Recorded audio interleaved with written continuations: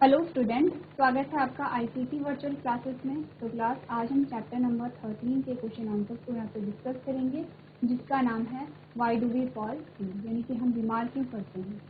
तो इसमें हम क्वेश्चन को जब डिस्कस करेंगे साथ साथ हम उससे रिलेटेड टॉपिक को भी यहाँ पे हल्का सा डिस्कस करेंगे, जिससे हमारा पूरा रिविजन यहाँ पे हो जाएगा। तो आइए स्टार्ट करते हैं। अब हमारे पास जो क्वेश्चन है, सबसे पहले हम मल्टीपल चॉइस क्वेश्चन को यहाँ पे डिस्कस करते हैं। तो सबसे पहला जो हमारे पास स्टेटमेंट आता है, उसमें हमसे कहा यह है dash is the basic unit of organism. अब सबसे पहले हम हल्का सा, हमने जब चैप्टर स्टार्ट किया था तो हल्का सा हमने बॉडी ऑर्गेनाइजेशन के बारे में जाना था।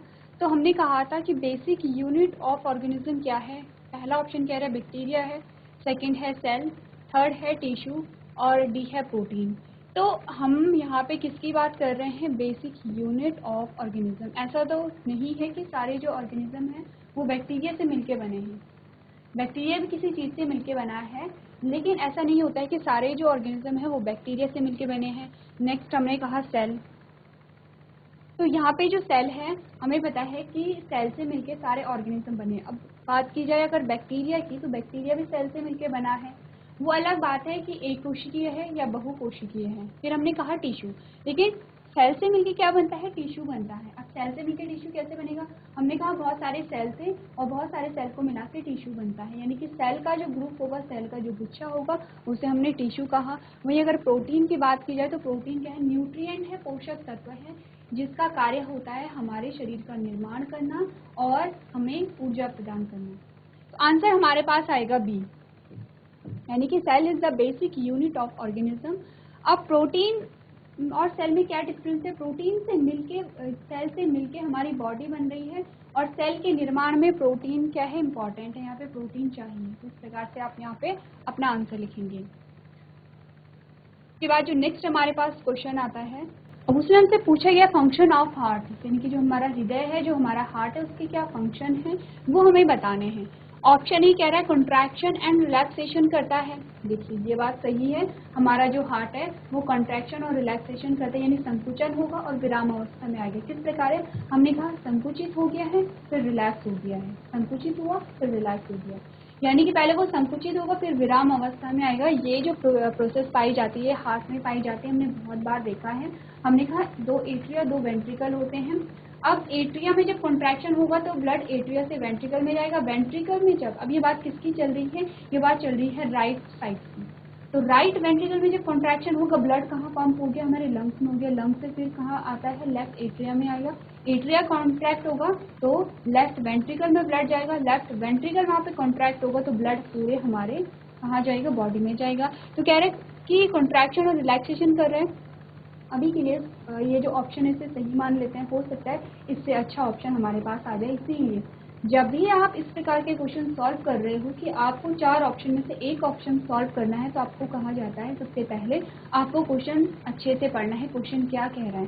कभी कभी होता है कि बताइए इनमें से क्या नहीं है, यानी कि जो नहीं है वो आपको सेलेक्ट करना है। और सेकंड क्या होता है, हमें जो ऑप्शन है वो सारे ही ऑप्शन पढ़ लेने हैं। ऐसा नहीं होता है कि आपने एक ऑप्शन देखा, आपने पढ़ा ये सही है और आपने उस पर टिक कर लिया। आपको टिक करने से पहले चारों ही ऑप्शन को पढ़ना है। तो हम सेकंड ऑप्शन देख लेते हैं। हमने कहा प्यूरिफिकेशन ऑफ ब्लड, ठीक है, इसे आगे देखते हैं, प्यूरिफिकेशन ऑफ ब्लड। नेक्स्ट हमने कहा प्यूरिफिकेशन ऑफ बॉडी, थर्ड हमारे पास आ रहा है, और लास्ट है नन ऑफ देम। देखिए अब ऐसा तो है नहीं, हार्ट का कोई फंक्शन ही नहीं है, इसलिए सबसे पहले हम क्या करेंगे, क्वेश्चन को सॉल्व करने का तरीका आपको क्या बताया है कि या तो ये हो कि आपका टॉपिक इतना क्लियर है कि आपको आंसर पता है। अगर आपको आंसर नहीं पता है तो आप क्या यहाँ पे देखेंगे कि कौन सा नहीं हो सकता है। हमने कहा डी तो बिल्कुल नहीं हो सकता है। अब purification of body, purification of body में बहुत सारी चीज़ें आ जाती हैं। लाइक प्यूरिफिकेशन हो रहा है तो अलग अलग तरीके से प्यूरिफिकेशन हो रहा है, वहाँ पे अपशिष्ट पदार्थ निकल रहे हैं, वो भी एक प्यूरिफिकेशन है बॉडी का। अगर CO2 बाहर निकल रही है वो भी एक प्यूरिफिकेशन है, हमें स्वेटिंग हो रही है वो भी एक प्यूरिफिकेशन है। इसका मतलब हम सिर्फ हार्ट की बात अगर करेंगे तो प्यूरिफिकेशन ऑफ बॉडी नहीं आता है। दो हमारे पास ऑप्शन बचे हैं, कॉन्ट्रैक्शन एंड रिलैक्सेशन और प्यूरिफिकेशन ऑफ ब्लड। ये हमें यहाँ पे क्या करना है, सॉल्व करना है। तो आप पहले क्वेश्चन को पढ़िए और अपने ऑप्शन को देखिए और सही ऑप्शन यहाँ पे चूज कीजिए। चलिए, तो आंसर हमारे पास क्या आया, दोनों में अगर हमने देखा, हमने कहा कॉन्ट्रैक्शन और रिलैक्सेशन हो रहा है, लेकिन क्यों हो रहा है कॉन्ट्रैक्शन और रिलैक्सेशन, ताकि यहाँ पे ब्लड की जो पूरी साइकिल चल सके। अब साइकिल क्या हो रही है, हमने कहा जो डीऑक्सीजनेटेड ब्लड है वो पूरा ब्लड हमारे हार्ट में जा रहा है, हार्ट से लंग्स में जा रहा है, लंग्स से फिर से हार्ट में आ रहा है, और हार्ट से फिर बॉडी में चला जा रहा है। तो कॉन्ट्रैक्शन और रिलैक्सेशन तो एक विधि है, लेकिन फंक्शन क्या है, कॉन्ट्रैक्शन और रिलैक्सेशन एक फेज है, एक स्टेप है। अब फंक्शन अगर हम कहें कि कॉन्ट्रैक्शन और रिलैक्सेशन हो रहा है तो इससे फंक्शन का पता नहीं चलेगा, हमें बताना है कार्य यहाँ पे क्या चल रहा है। तो कार्य क्या हो रहा है, यहाँ पे ब्लड का प्यूरिफिकेशन हो रहा है। कैसे हो रहा है, हमने कहा जो डीऑक्सीजनेटेड ब्लड है वो ऑक्सीजनेटेड ब्लड में कन्वर्ट हो रहा है। जैसे कि हमने बहुत बार डायग्राम देखा है, हमने इस प्रकार से देखा, ये है एट्रिया और ये है वेंट्रिकल। तो बेसिकली हो क्या रहा है, हमने कहा यहाँ से डीऑक्सीजनेटेड ब्लड आ रहा है, यहाँ से क्या हुआ, ये जो ब्लड है इसमें क्या है, CO2 है, ये क्या है, डीऑक्सीजनेटेड है, ऑक्सीजन नहीं है। फिर यहाँ से ब्लड वेंट्रिकल में आया, वेंट्रिकल से कहाँ गया, लंग्स में गया। अब लंग्स में यानी कि फेफड़ों में क्यों जा रहा है, क्योंकि वहाँ पे क्या होगा, अब ब्लड प्यूरिफाई होगा। कैसे प्यूरिफाई हो रहा है कि जो CO2 है वो बाहर निकल जाएगी और ऑक्सीजन वहाँ पे ऐड हो जा रही है। अब जो ऑक्सीजनेटेड ब्लड है वो फिर से हमारे एट्रिया में आ गया है। कौन से, लेफ्ट एट्रिया की बात चल रही है। अब ये वेंट्रिकल में आया और ये फिर से हमारी बॉडी में पास हो गया है। अब फंक्शन क्या है, कार्य क्या है, यहाँ पे ब्लड का प्यूरिफिकेशन हो रहा है, ब्लड का शुद्धिकरण हो रहा है, और कॉन्ट्रैक्शन और रिलैक्सेशन क्या है, एक स्टेप है वहाँ पे। तो आपको यहाँ पे ये देखना है फंक्शन क्या है, कार्य क्या बता रहा है, यहाँ पे ब्लड शुद्ध हो रहा है, ये हमें बता रहा है कि यहाँ पे कोई कार्य हो रहा है, कोई फंक्शन हो रहा है। आंसर हमारा क्या आएगा, बी यहाँ पे सही आएगा कि फंक्शन ऑफ हार्ट क्या है, प्यूरिफिकेशन ऑफ ब्लड है। और अगर कहा जाता कि अगर क्वेश्चन थोड़ा सा चेंज किया जाता कि इनमें से कौन सी विधि पाई जाती है हार्ट में, फिर हम कहेंगे कॉन्ट्रैक्शन और रिलैक्सेशन भी पाया जा रहा है, प्यूरिफिकेशन ऑफ ब्लड भी पाया जा रहा है, और अगर ब्लड प्यूरिफाई हो रहा है तो बॉडी भी प्यूरिफाई हो रही है। इस प्रकार से अगर क्वेश्चन थोड़ा सा चेंज होता है तो हमारा जो आंसर है वो भी चेंज हो जाता है। अब नेक्स्ट हमारे पास फिर से क्वेश्चन आ गया फंक्शन ऑफ लंग्स, कि लंग्स का क्या फंक्शन है। अभी हमने डिस्कस किया है कि क्या क्या फंक्शन होते हैं लंग्स के। सबसे पहला ऑप्शन कह रहा है बीटिंग, सेकंड कह रहा है ब्रीथिंग, थर्ड कह रहा है कॉन्ट्रैक्टिंग, और लास्ट कह रहा है डाइजेस्टिंग। अब हमें बताना है कि जो लंग्स है, लंग्स का फंक्शन क्या है, फेफड़ों का कार्य क्या है। डाइजेशन यहाँ पे नहीं होगा, हमने डाइजेशन जैसी चीज कोई लंग्स में नहीं पढ़ी थी। कॉन्ट्रैक्शन यहाँ पे लंग्स में हमने नहीं पढ़ा था। हमने क्या पढ़ा, हमने पढ़ा यहाँ पे ब्रीथिंग, क्योंकि जब ब्रीथिंग के द्वारा ही क्या हो रहा है, जब हम सांस ले रहे हैं श्वसन के द्वारा ही यहाँ पे क्या होगा, जो गैसेस एक्सचेंज होंगी, गैसेस। अब गैसेस एक्सचेंज कहाँ हो रही है, यहीं पे हम देख रहे हैं कि गैसेस एक्सचेंज हो रही है। लंग से क्या होगा, जो CO2 है वो बाहर निकल जाएगी, लंग से CO2 बाहर निकल जाएगी, और लंग्स में ही जो ऑक्सीजन है वो अंदर आ रही है, और बाहर क्या निकली, यहाँ पे CO2 निकला और अंदर क्या आया, ऑक्सीजन आया। गैसेस एक्सचेंज पाया जा रहा है यहाँ पे। तो यहाँ पे क्या होगा, जो लंग्स का कार्य क्या है, ब्रीथिंग है, और ब्रीथिंग के द्वारा ही जब हम सांस लेते हैं तो तभी यहाँ पे गैसेस एक्सचेंज होता है। हम ऑक्सीजन को इनहेल करते हैं यानी कि अंतः श्वसन करते हैं, और CO2 को हम एक्सहेल करते हैं यानी कि बाह्य श्वसन जिसे हम कह रहे हैं। क्या काम हो गया, हार्ट का जो अगर काम देखें तो हार्ट ने क्या किया, जो ब्लड को प्यूरिफाई किया, लेकिन ब्लड को प्यूरिफाई करने में मेनली जो मेन जो फंक्शन है वो लंग्स का है। और अगर हार्ट का मेन फंक्शन हम देखें तो क्या करता है, ब्लड को पंप करता है हमारे शरीर में। जो प्यूरिफाई जो ब्लड है वो हमारे शरीर में पंप करना, और हमारे शरीर से जो अशुद्ध रक्त है उसे फिर से कहाँ, लंग्स में लेके जाना। तो यहाँ पे क्योंकि ब्लड पंपिंग का यहाँ पे कोई ऑप्शन नहीं था, यहाँ पे क्या था, प्यूरिफिकेशन ऑफ ब्लड था, इसलिए हमने ये चूज किया है। अगर यहाँ पे एक और ऑप्शन होता कि ब्लड का काम क्या है, जो प्योर जो रक्त है या फिर शुद्ध जो रक्त है उसे हमारे शरीर में पंप करना, तो हम वही यहाँ पे चूज करते हैं। इन शॉर्ट, अगर दोनों का काम आपसे पूछा जाए तो प्यूरिफिकेशन का कार्य लंग्स करेंगे, क्योंकि आप देख रहे हैं कि जो अशुद्ध जो रक्त है वो कहाँ जा रहा है, लंग्स में जा रहा है, और जब लंग्स से फिर से जो ब्लड है वापस आया, किस प्रकार से आया, वो शुद्ध होकर आ गया, क्योंकि उसमें ऑक्सीजन ऐड हो गई है। तो हमने कहा लंग्स क्या करते हैं, लंग्स यहाँ पे प्यूरिफाई करते हैं ब्लड को। और अगर हम देखें कि हार्ट क्या कार्य करता है, तो हार्ट ने क्या करना है, पंप करना है, पूरे जो बॉडी में ब्लड को भेजना है। और अगर यहाँ पे इस प्रकार से ऑप्शन आएंगे तो आप जो सबसे सुटेबल आंसर होगा वो होगा प्यूरिफिकेशन ऑफ ब्लड, क्योंकि दोनों ही प्यूरिफाई कर रहे हैं, दोनों ही यहाँ पे क्या कर रहे हैं, एक दूसरे के साथ कोऑपरेट करके यहाँ पे कार्य कर रहे हैं, ब्लड का प्यूरिफाई होना और ब्लड का पंप करना। उसमें हमसे पूछा गया dash cell present in kidney, हमें बताना है कि किडनी में इनमें से कौन सी सेल प्रेजेंट है। तो ऑप्शन ए कह रहा है नर्व सेल, सेकंड कह रहा है लिवर सेल, थर्ड कह रहा है नेफ्रॉन और लास्ट कह रहा है लिवर।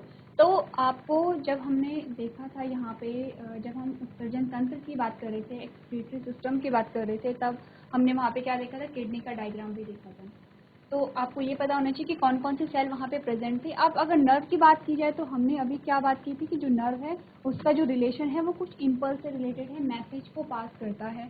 अगर लिवर की बात करें तो फिर से लिवर की बात या तो डाइजेशन में आ रही है या तो बॉडी को जब हम डिटॉक्सिफाई करते हैं तब आ रही है। तो यहाँ पे जो डी है वो ऑप्शन भी सेम है, तो आंसर हमारे पास क्या आएगा, नेफ्रॉन आएगा, यानी कि जो ऑप्शन नंबर सी है वो यहाँ पे सही आंसर होगा। चलिए नेक्स्ट जो क्वेश्चन हमारे पास आता है उसमें हमसे कहा गया है if the kidney are not filtered urine then, यानी कि अगर जो किडनी है वो यूरिन को फिल्टर नहीं करेगी तो क्या होगा। पहला कह रहा है ब्लड गेट कंटामिनेटेड, सेकंड कह रहा है डाइसेंट्री हो जाएगा, थर्ड कह रहा है ओमिटिंग और लास्ट है पॉइजनस सब्सटेंस एक्यूमुलेटेड। तो क्या होगा हमारा आंसर, ऑब्वियसली बात है ऑप्शन नंबर डी जो है वो सही होगा कि जो पॉइजनस सब्सटेंस है यानी कि जो विषैले पदार्थ है वो हमारी बॉडी में जमा हो जाएंगे, क्योंकि हमने क्या कहा था कि जो किडनी है वो रक्त को छानने का कार्य करता है और वहाँ से फिर क्या करते हैं, जो विषैले पदार्थ है हमारी बॉडी से अलग हो जाते हैं। इस प्रकार जो ऑप्शन डी है वो यहाँ पे सही होगा।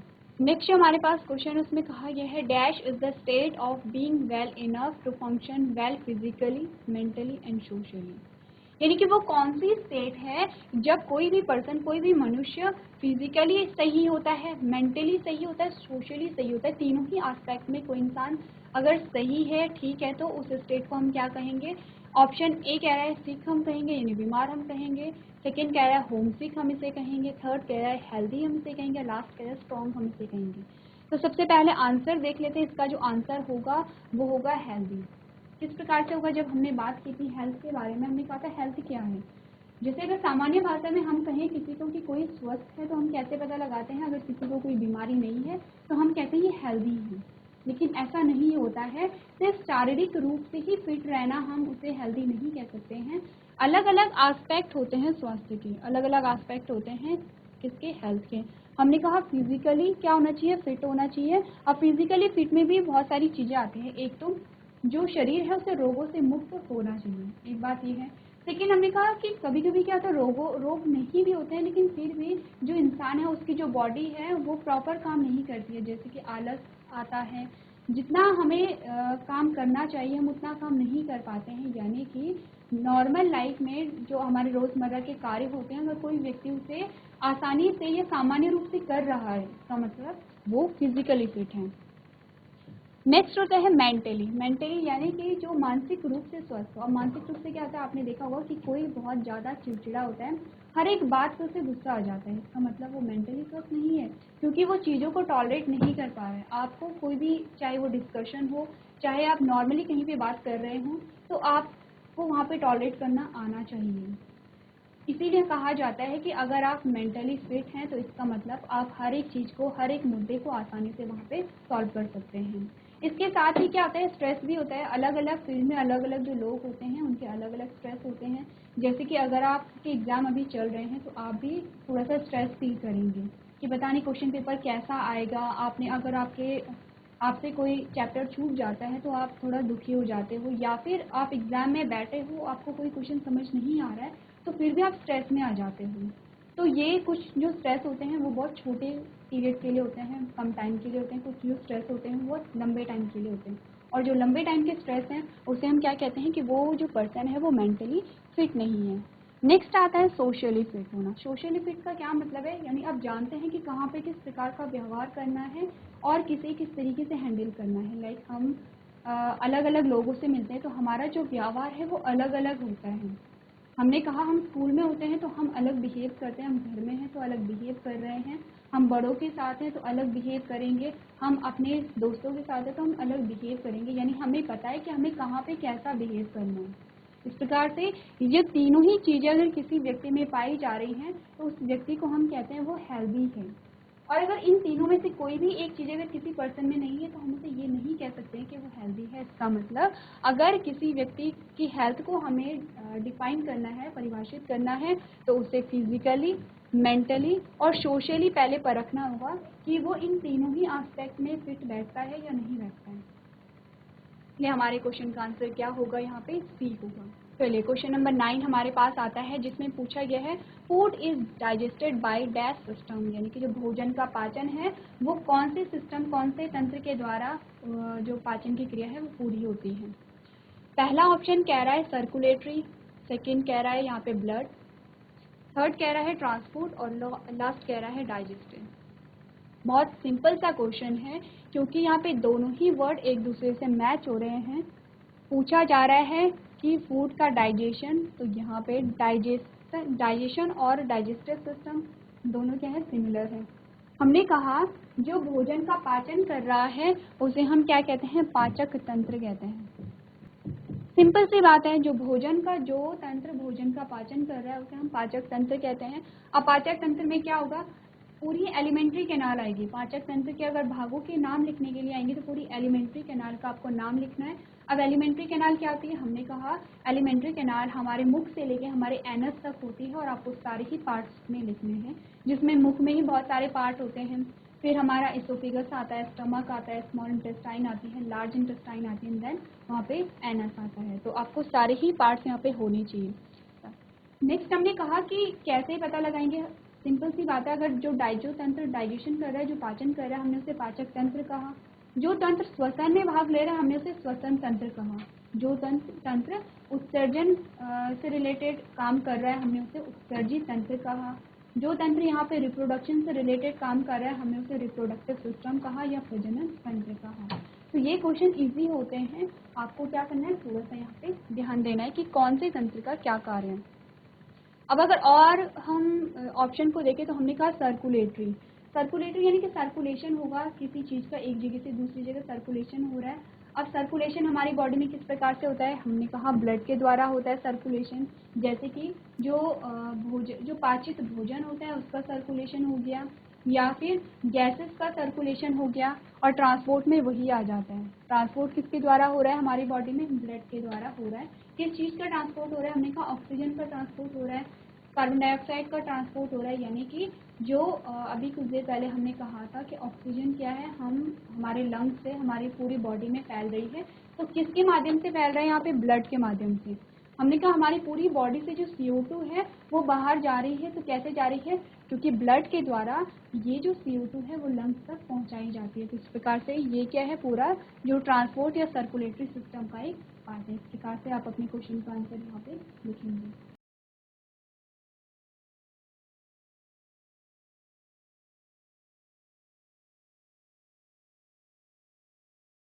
चलिए इसके बाद जो नेक्स्ट हमारे पास क्वेश्चन आता है उसमें हमसे पूछा गया है stomach is the vital organ of dash system, यानी कि स्टमक किस सिस्टम का पार्ट है, किस तंत्र का यहाँ पे पार्ट है। पहला ऑप्शन कह रहा है सर्कुलेटरी, सेकेंड कह रहा है ब्लड, थर्ड कह रहा है ट्रांसपोर्ट और लास्ट कह रहा है डाइजेस्टिव।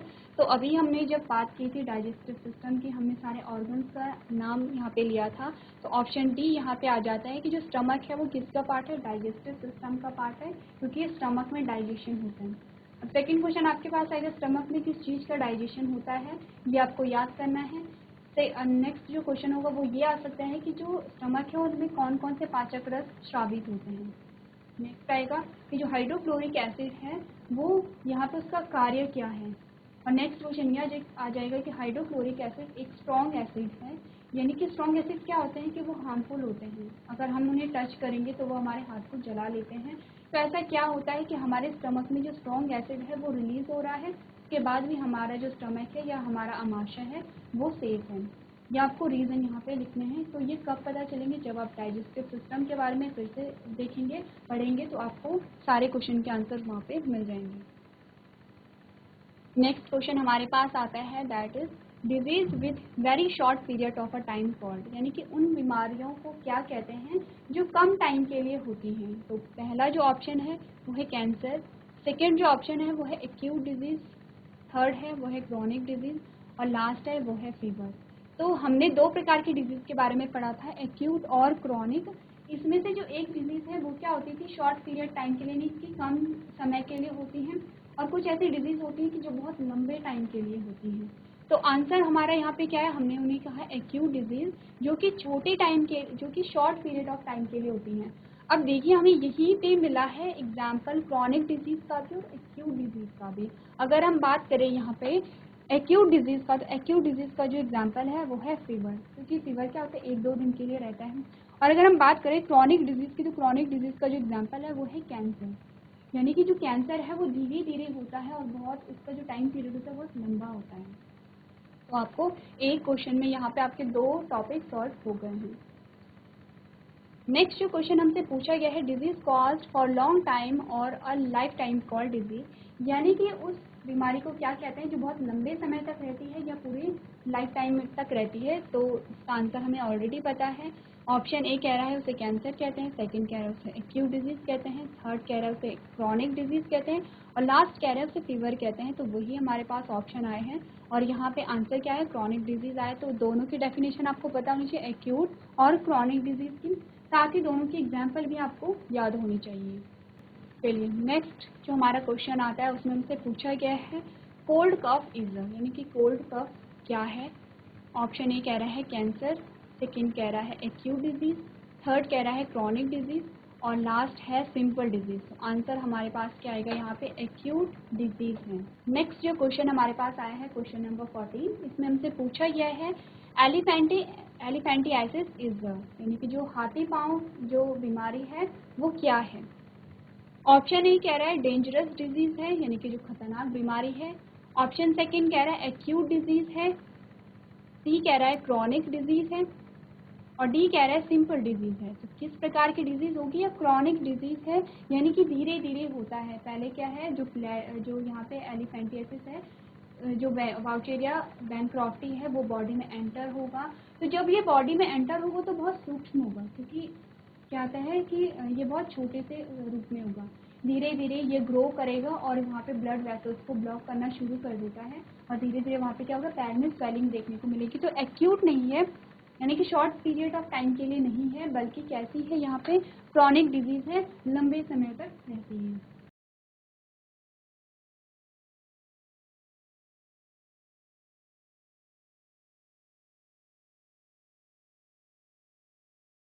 चलिए इसके बाद जो नेक्स्ट क्वेश्चन हमारे पास आता है उसमें हमसे पूछा गया है कोरोना इज, यानी कि कोरोना क्या है। यहाँ पे ऑप्शन ए कह रहा है इन्फेक्शियस डिजीज है, सेकंड कह रहा है नॉन इन्फेक्शियस डिजीज है, थर्ड कह रहा है ए एंड बी बोथ है, यानी कि इन्फेक्शियस भी है नॉन इन्फेक्शियस भी है और लास्ट कह रहा है नन ऑफ देम, कि कोरोना क्या है। तो हम सभी जानते हैं कि सबसे पहले तो ऑप्शन डी यहाँ से हट जाएगा।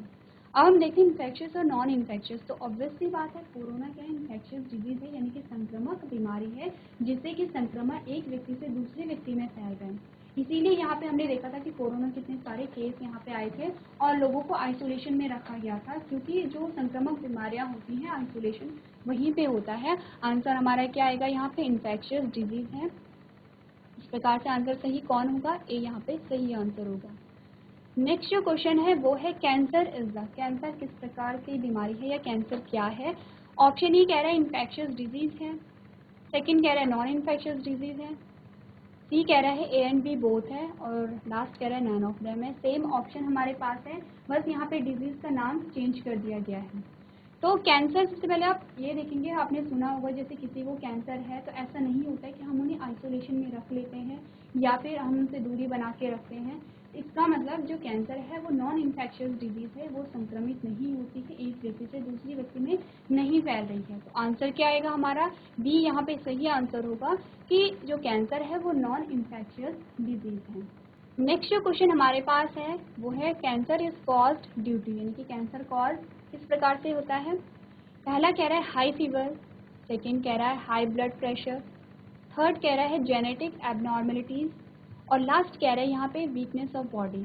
तो यहाँ पे जो सुटेबल आंसर होगा वो सी है, जेनेटिक, जो मेकअप में अगर कोई चेंजेस आ जाते हैं। देखिए क्या होता है, हमने कहा कि कैंसर के बहुत सारे रीज़न हो सकते हैं और उसमें से एक रीज़न हो सकता है वहाँ पे म्यूटेशन का। कुछ ऐसा हो गया कि वहाँ पे म्यूटेशन आ गया। अब म्यूटेशन क्या होता है, हमने कहा था कि जो जेनेटिक हमारा मटेरियल है, जो डीएनए है, तो डीएनए में उसकी सीक्वेंस में, उसके नंबर में कोई भी चेंज हो रहा है, उसके अरेंजमेंट में कोई भी चेंज हो रहा है, तो हमने देखा कि जो बेस पेयर होते हैं वो फिक्स होते हैं। अगर उनके नंबर, उनके अरेंजमेंट, उनके सीक्वेंस में किसी भी प्रकार का चेंज हुआ, उसे हमने म्यूटेशन कहा। इन शॉर्ट, म्यूटेशन क्या होता है, हमारे डीएनए में कुछ परिवर्तन हो रहा है, जो सामान्य डीएनए था उसमें कुछ परिवर्तन हो गया है, उसे हमने कहा म्यूटेशन होते हैं।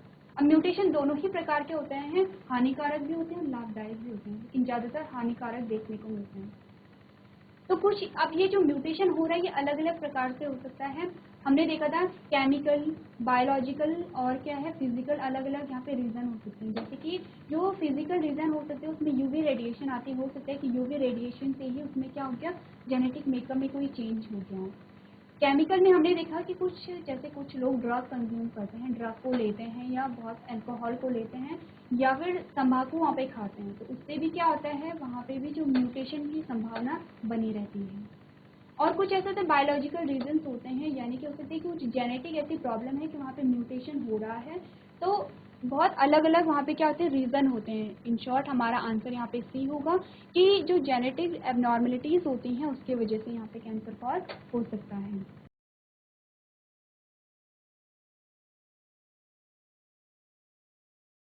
चलिए इसके बाद जो नेक्स्ट हमारे पास क्वेश्चन आता है उसमें हमसे पूछा गया है staphylococci is the bacteria cause. Bacteria का नाम क्या गया है, स्टेफाइलोकोकाई, और बताया गया है कि यहाँ पे ये क्या कॉज करता है। ऑप्शन में ए कह रहा है डाइसेंट्री है, सेकंड कह रहा है वॉमिटिंग है, थर्ड कह रहा है फीवर है और लास्ट कह रहा है एक्ने है। तो आंसर हमारे पास क्या आएगा, यहाँ पे एक्ने कॉज करता है। और नेक्स्ट जो क्वेश्चन हमारे पास आया है वो है Trypanosoma is the protozoans organism who responsible for, किसके लिए रिस्पॉन्सिबल है। ए कह रहा है फीवर के लिए, सेकेंड कह रहा है डाइसेंट्री के लिए, तीसरा कह रहा है स्लीपिंग सिकनेस के लिए और लास्ट कह रहा है यहाँ पे एक्ने के लिए। आंसर सही हमारा क्या आएगा, यहाँ पे सी आएगा, स्लीपिंग सिकनेस के लिए जो ट्रिपेनोसोमा है वो रिस्पॉन्सिबल होता है। तो क्लास हमने यहाँ पे कुछ क्वेश्चंस को डिस्कस किया है। आई होप इन क्वेश्चन के माध्यम से आपका रिवीजन हुआ होगा, आपके कॉन्सेप्ट क्लियर हुए होंगे। तो आज के सेशन में हम इतना ही करेंगे। अभी तक क्लास में बने रहने के लिए आपका धन्यवाद।